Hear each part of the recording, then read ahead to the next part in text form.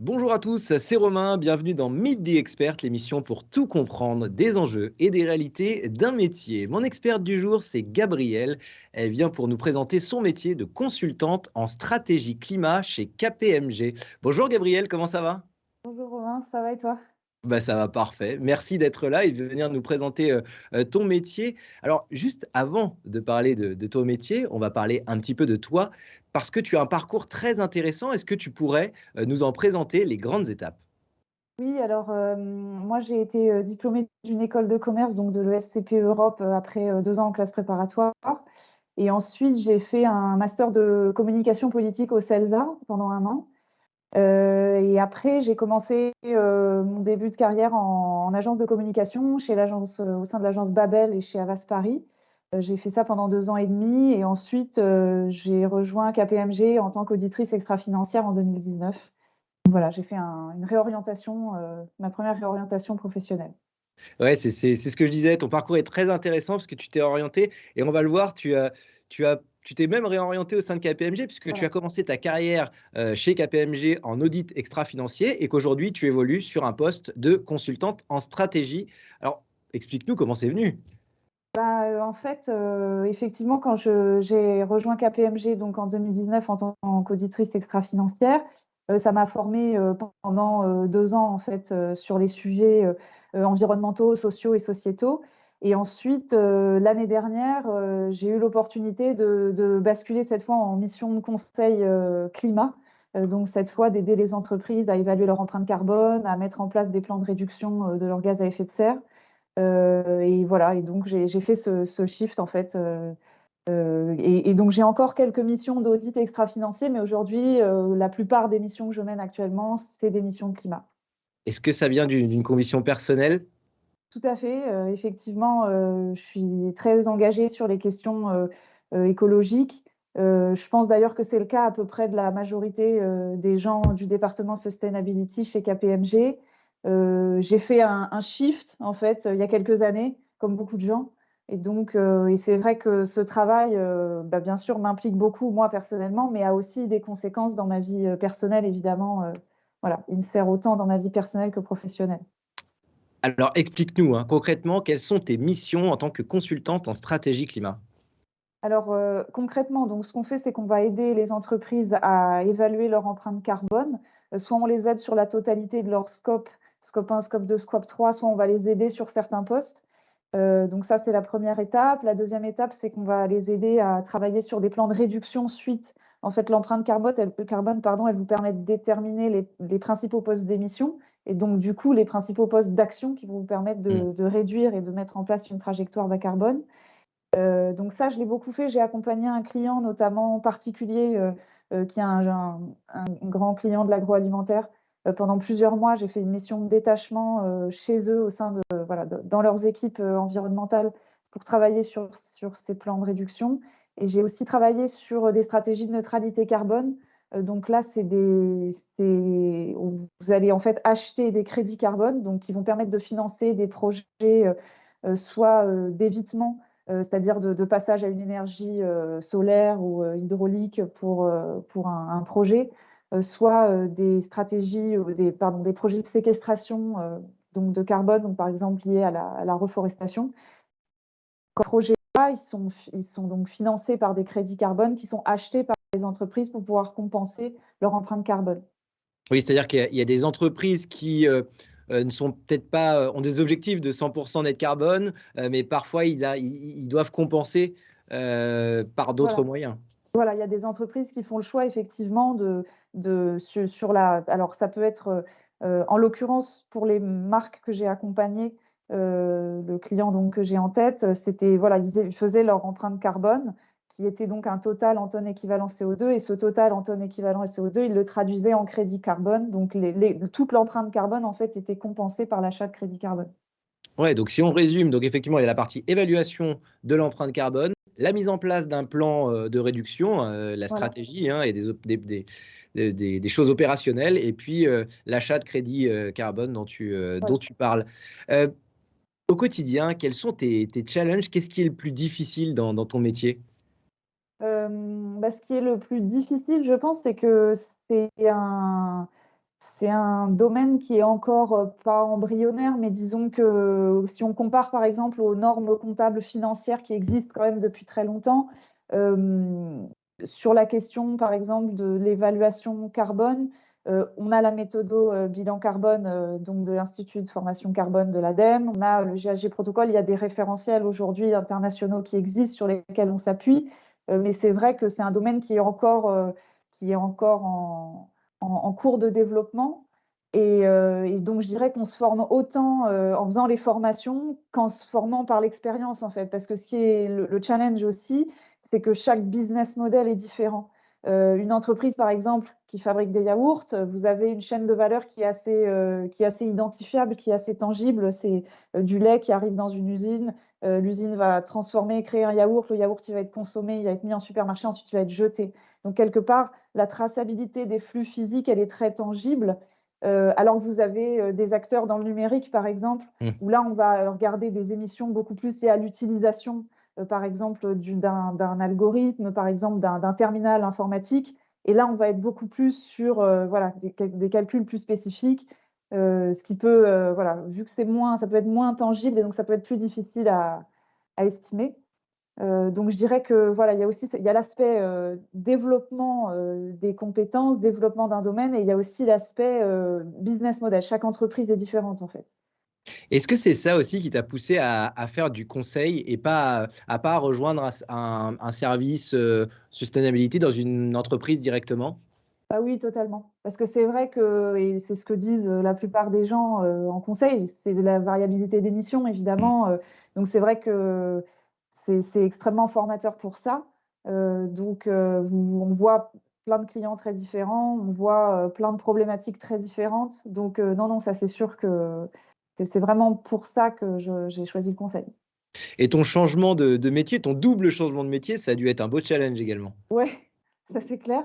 Bah, disons que le premier changement qui était de passer de la communication, qui était, un métier, essentiellement basé sur le relationnel, sur la mise en forme, notamment des mots, et de passer à de l'audit, où on est beaucoup plus sur de la vérification de choses, quand même très concrètes, des consommations d'eau, des accidents du travail.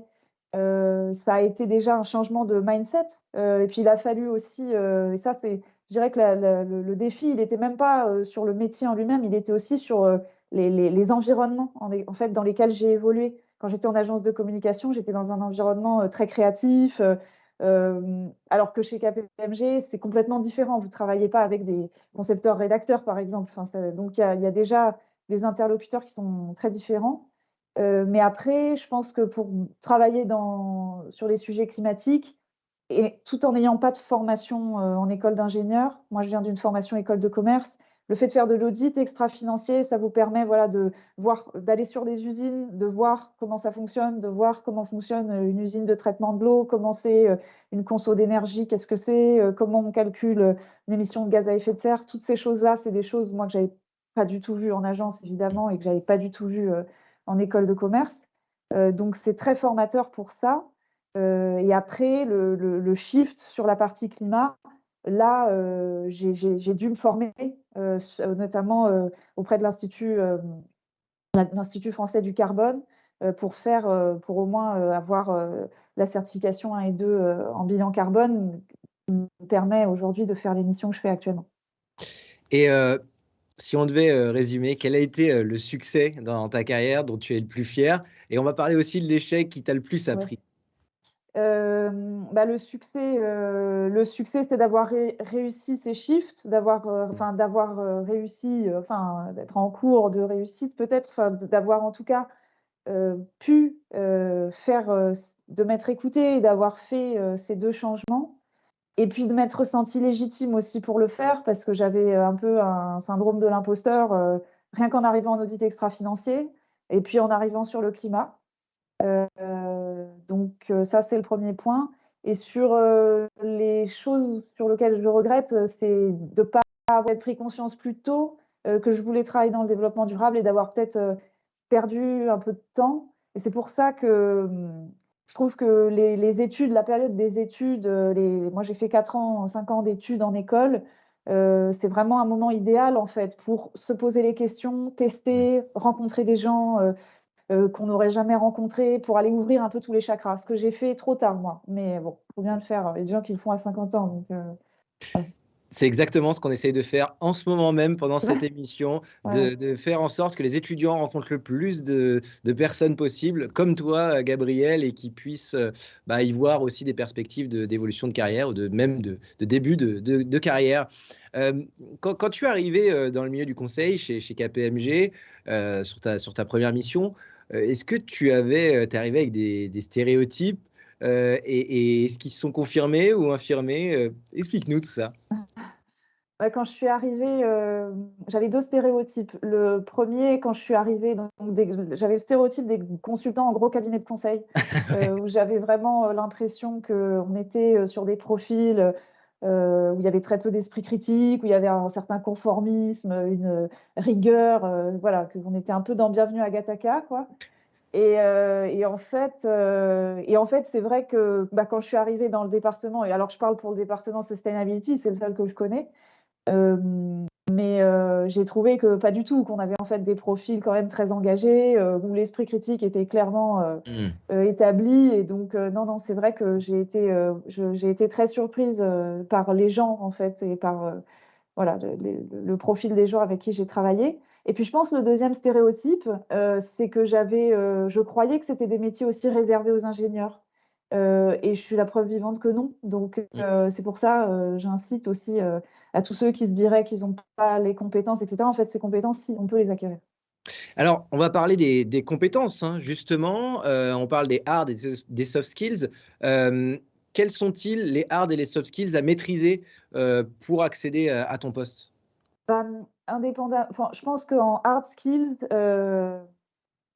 là, l'une des compétences à maîtriser, je parle vraiment juste pour faire des bilans carbone, d'être dans quelque chose, je sais pas, je vais pas parler des bases de données plus complexes, mais déjà la maîtrise d'Excel, le fait d'aimer Excel, le fait d'aimer de traiter énormément de données, énormément de bases de données, et c'est applicable autant en audit extra-financier d'ailleurs qu'en conseil climat. Hem, c'est vraiment l'outil premier avec lequel on travaille. D'aimer les produits en croix, d'aimer les conversions énergétiques, d'aimer un petit peu les maths, en fait. Je pense que c'est une des hard skills les plus importantes. Hem Et pour ce qui est des soft skills, c'est vraiment un domaine comme on se le disait en début d'entretien, qui est en cours de développement, dans lequel on apprend beaucoup, donc dans lequel il y a beaucoup de d'innovation, c'est pas le bon mot, mais en tous les cas, beaucoup d'actualité. Hmm. Donc c'est vrai que garder l'esprit ouvert et être toujours dans un esprit d'apprenant, c'est très important, parce que, voilà, je pense que c'est vraiment, faut garder une curiosité, une ouverture d'esprit sur ces sujets, voilà. Tu dis que c'est un secteur effectivement qui évolue beaucoup. Quelles sont les grandes mutations actuelles de ton métier et au sein du cabinet également? Bah, au sein du cabinet, il y a clairement eu un tournant qui a été pris, c'est-à-dire que, les sujets, RSE aujourd'hui sont de plus en plus occupés, pas seulement par le département sustainability, il y a d'autres, business units qui se sont saisis de ce sujet. Et c'est vrai qu'il y a, voilà, il y a une croissance aussi du département sustainability, donc c'est vraiment un sujet dont le cabinet, s'est saisi, totalement. Oui, est-ce que ça devient un sujet du quotidien finalement aussi Alors pour nous, oui, c'est le ouais. quotidien, mais je pense que les questions sociétales, environnementales, oui, c'est clairement, des enjeux auxquels les entreprises, tous secteurs confondus, font de plus en plus, face, et auxquels elles doivent, répondre. Donc il y a quand même une demande aussi, de plus en plus forte sur ces questions-là. Et justement, est-ce que toi, tu interviens sur des sujets internes en termes de développement durable ou ça peut t'arriver? Interne, c'est-à-dire dans C'est-à-dire le lié à la stratégie de développement durable du cabinet? Alors, oui, je sais pas, donc je sais pas si ça répond directement à la question, mais effectivement, nous, KPMG a lancé, par exemple, une évaluation, de l'impact, carbone des fournisseurs de Mmh. KPMG. Donc on travaille, par exemple, nous, là-dessus, sur l'évaluation, de l'impact carbone des fournisseurs. Si on se projette dans quelques années, quels sont les grands défis que tu vois dont ton métier va être confronté? Alors, le grand défi pour moi, c'est vraiment un défi sociétal. C'est-à-dire, le problème aujourd'hui, c'est que les entreprises, doivent, je parle juste des entreprises, c'est pas que les Mmh. entreprises, mais elles sont soumises donc elles doivent mettre en place des plans de réduction de leurs émissions de gaz à effet de serre et en même temps, elles sont attendues sur des objectifs de croissance, sur des objectifs de performance. Donc, on est face, je pense, à 2 tendances qui sont opposées, irréconciliables. Mmh. Très schématiquement, on va avoir l'intérêt, de la directrice ou du directeur, du développement durable qui va être, opposé à celui de la directrice ou du directeur stratégique, en fait. Et Mmh. donc, il y a une vraie réponse, en fait, sociétale à apporter. Il y a un vrai changement de société à avoir qui est, comment est-ce qu'une entreprise reste résiliente tout en réduisant son activité? Puisque de fait, réduire les émissions de gaz à effet de serre, réduire son impact carbone, ça passe aussi forcément à un moment par de la réduction, de l'activité de production. Et c'est pour ça que, voilà, il y a beaucoup de choses aujourd'hui, enfin, qui sont discutées sur ces questions. Enfin, j'invite à lire, le rapport du Shift Project sur le plan de décarbonation de l'économie française, qui c'est assez intéressant, toutes ces questions aujourd'hui de planification écologique, on l'a un peu vu dans le cadre de la présidentielle. C'est vrai que c'est des questions, je pense, auxquelles il va falloir qu'on réponde parce que, voilà, c'est aujourd'hui, les entreprises, pour moi, elles sont un peu prises dans un goulot d'étranglement, quoi, en fait. Comment décroître tout en maintenant de l'emploi, par exemple, ou de l'activité?